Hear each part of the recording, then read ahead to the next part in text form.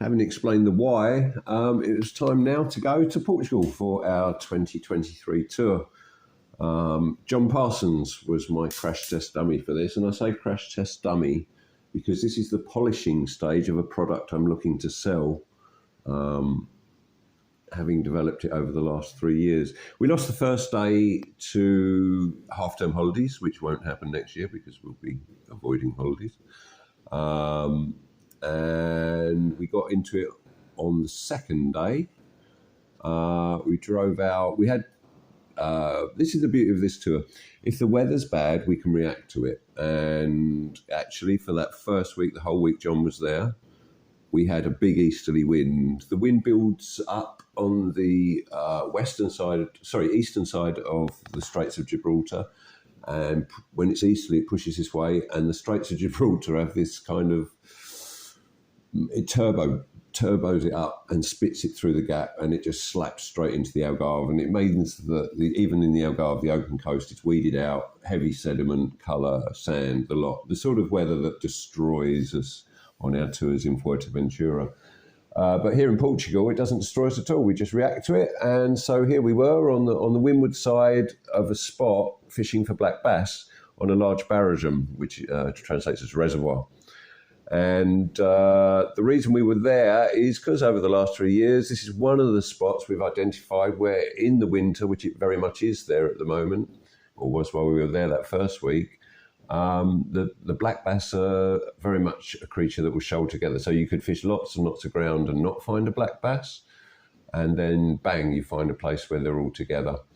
It wasn't on fire. We had just 2 fish, one each from 2 knocks. Not a bad hookup. From 4 knots, which isn't a bad hookup rate because they're also not particularly wanting to feed in the cold water. You really need to trigger them with various techniques.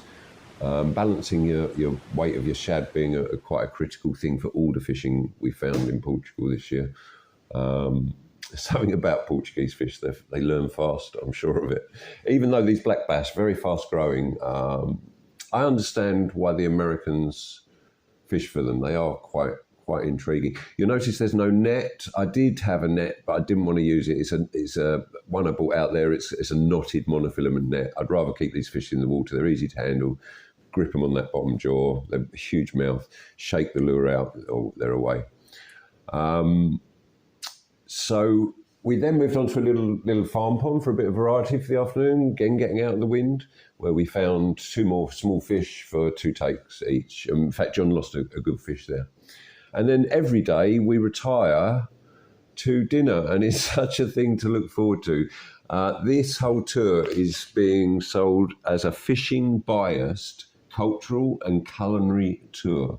And I've taken 3 years building up rapport with local restaurateurs, and it's hard to find a bad restaurant in Portugal, but I like where my customers have made a fuss of because it just makes everyone feel good and happy. And this guy in particular in this restaurant, Pitiao de Bakes Mar in Olial, he even allowed me to come and film him making this very Portuguese dish. This is prawns in an orange sauce, which sounds so boring.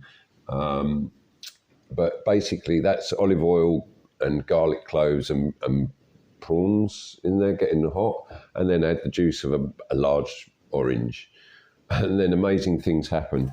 For the sake of keeping these videos not too long, I've shortened it, and what we actually have here, bang, is it reducing, and then it gets a bit flamey on its own now. So if you're making this at home, be careful. That's about 4 minutes in. There you go. That's nothing added yet, but you'll notice the brandy at that point comes in.